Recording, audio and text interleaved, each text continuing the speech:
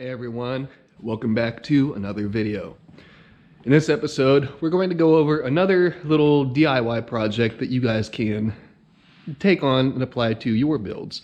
And what that is a little Y block like this. So this one is two number 12 AN nipples to one number 16 AN nipple. And I'll be applying this Y block to the breather system on the silver car here. So we've gone over the breather system in a decent amount of depth in terms of building the breather tank that's in the rear of the car and how everything will tie together. So this nipple, or not nipple, but this Y block right here will take care of the dry sump tank. However, that only takes up 2 of the 4 lines, the other 2 being the 2 lines on the valve covers. So this is 2 12s to 1 16, and now we need to make a second Y block that is 2 number 10s to 1 number 16. So the reason that I'm merging these together as opposed to running individual lines, I don't want 4 extra lines running through the car. I'll end up having to put bulkheads on the firewall, most likely pass-throughs. I don't want to run these lines underneath of the car, and having 2 lines run through the car is much easier than 4, and it's less pass-throughs in the firewall, less work that way. I'd rather do the work here building Y blocks than do the work putting additional pass-throughs on the firewall. So with that aside, we can go ahead and get started on this second Y block. So we have the materials here, they're intermixed with some of these scheduled pipe elbows, but we have our number 16 nipple right here, and then our 2 number 10s right here. So I showed at the end of the last video that the number 10 doesn't fit in our 1 3/4 tubing that we need to make the number 16 fit the way that it should. And we're not using this U-bend. And this box right here is another 90, as we'll be making this Y block out of 245s, or 245 degree sections of tubing, as opposed to something different. So it was easy enough just to order a 90, cut it in half, and get my 245s that way. So I guess I can go ahead, unbag this, and then what we will need to do is mark out where the center of, or where the 2 sides of our bend are. So we're cutting truly the tube in half as opposed to eyeballing it and hoping that we get it right. So I have a really quick, easy trick. It's a little bit caveman, but it's quite effective. So let's take a look at that now, and we can get started on this Y block. So when you're trying to cut a piece of tubing like this in half, long ways, rather than just cutting sections of the tube off, you need to have 2 points or 2 scribed lines to cut along. Otherwise, you are just guessing, and you may not end up getting your cuts in the right place where they actually need to be.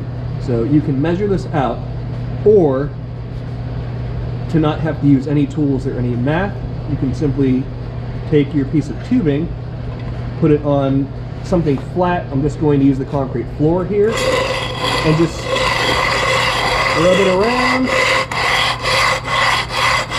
and where it scores, you can see that it makes the tube not very pretty in that section, but we'll clean that up in a little bit. But you can see that we have this etched line along here, and I can go and trace that line and get myself the high point on this side. We'll do the same thing for the other side. We just simply scrub it along on the ground, and there we have the second side. So I can come in with a marker and transfer, or not transfer, but I can mark this line out so it's more easily visible, and that will give me the line to cut along, to have this actually be cut in half that way, as opposed to guessing or having to do a lot of math for it.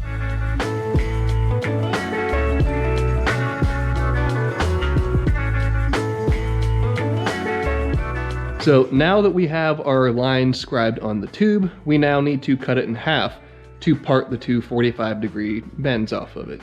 So I have my angle level here that you can see is sitting at 0 degrees to the bed of the saw.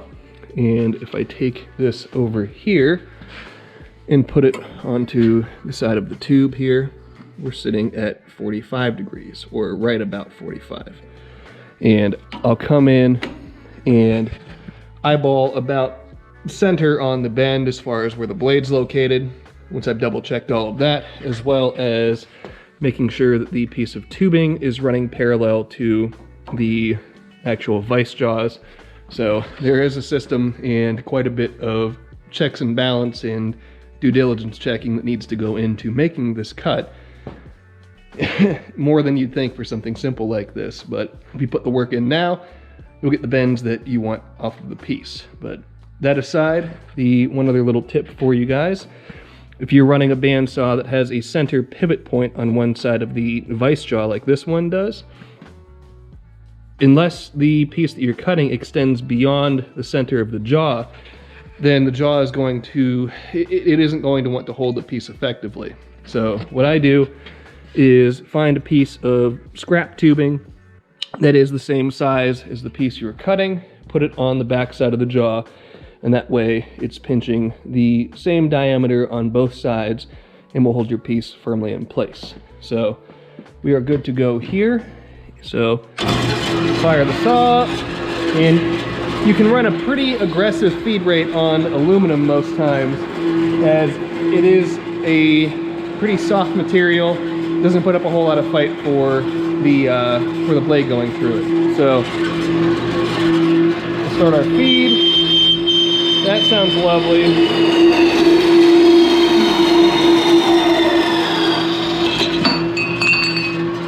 And there we go. Simple as that. We now have two 45-degree sections. I'll get the other one out of the saw here.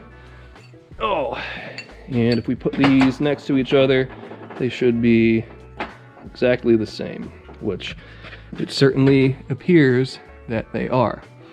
So we have this portion done. Now we need to trim these to length. So for that other Y block, I believe I cut 3 inches off of the leg of the tube. The leg being from the edge of the tube here to the beginning of the bend, which you can usually, may be difficult to tell looking at it through the camera, but you can usually feel a bump where the mandrel bend begins. So I simply measured up 3 inches from the edge of the tube up this way, cut those pieces off, and then that gave me the overall length that I needed for the initial Y block. So this one, due to the fact that I likely have a little bit less space to deal with to make this all work, I think I'll go ahead and I'll make this one a little bit shorter, as it doesn't really need to be that long for it to do its job.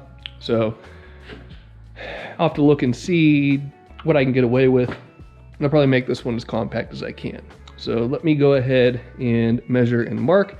I can get the 2 cuts made to shorten these sections up, and then from there we can go ahead and do the fun merge cut on them. Now I hope that you guys paid attention in art class in school, as we are going to do some drawing now.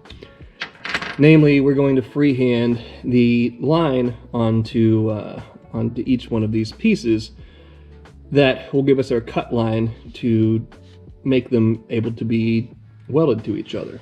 So I already went ahead and I drew this one. You can see that we're going to be removing this section right here that I just scribbled on, and the whole inside portion of the bend is what we are going to be keeping. So the way that I will do this is we're pretty much starting at the beginning of the bend right here, if you guys can see that. So I'm going to look at it and theorize or figure roughly where that line would continue straight. And from that hypothesis, or that theorization, I'm going to take and draw the line up, paying attention to keep it straight in line with where that straight line would be. and have it loop up around the top of this outside radius of this bend, come back down, and pair back up with the other side. So may sound a little bit daunting, but it really isn't that bad as long as you take your time. So we'll start our drawing, make our way up over that radius, and draw our way back down, and that should be reasonably close.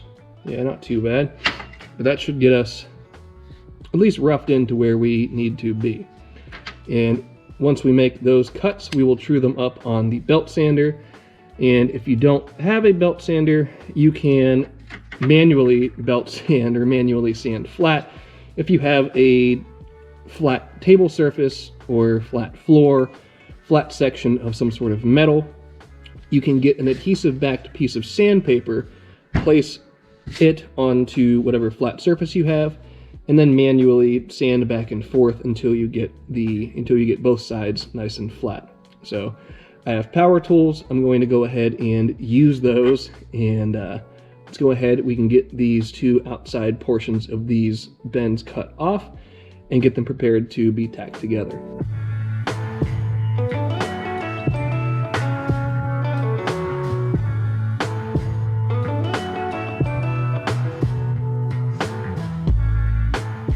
And now we have our two halves that are deburred, or cut, deburred, and ready to be tacked together. So they ended up at the same height or the same length, and they fit onto our number 16 fitting pretty exceptionally well. I had to tweak them a little bit to get them to fit the way that I wanted them to rather.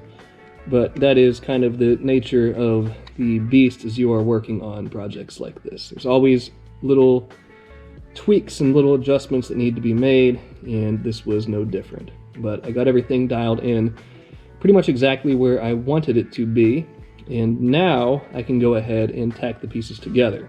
So what I'm going to do is use the number 16 nipple as kind of an alignment tool and get everything squared on that how I want it to be, and then I can go in, tack the two halves together, tack that whole assembly to the number 16 nipple here, and at that point we only have to fit the number 10s. So let me go ahead, get the welder fired up, and we can get to tacking.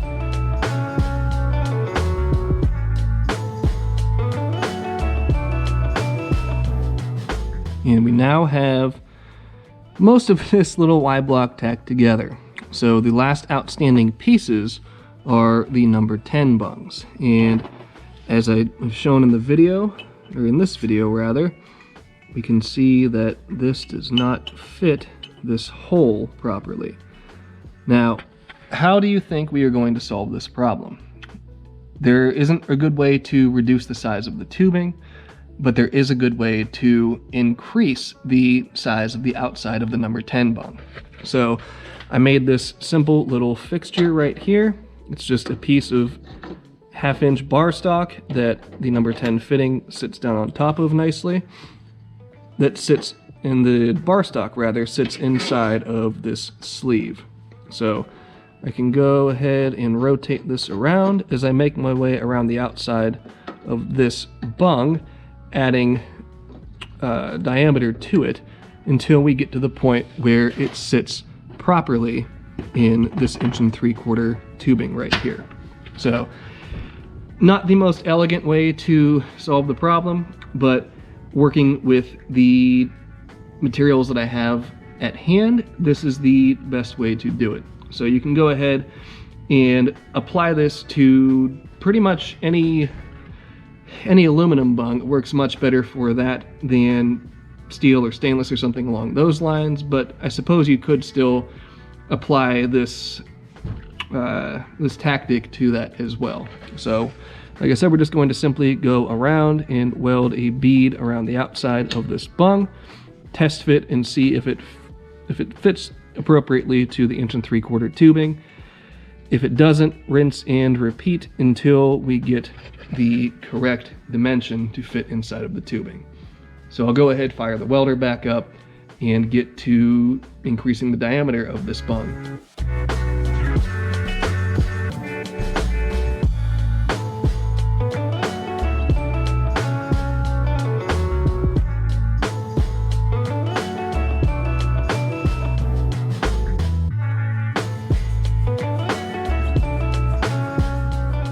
There we have it. The Y-block is ready to be fully welded.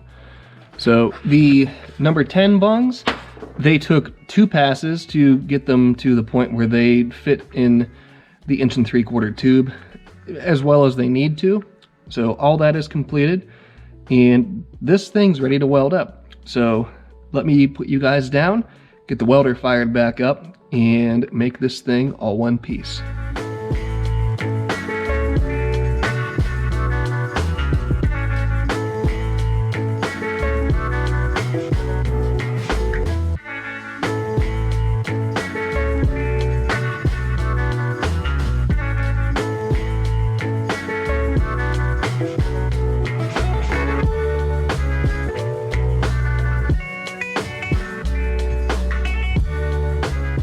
And there we have our little Y-block. It's a cute little thing. It's pretty compact, which is exactly what I was going for with this.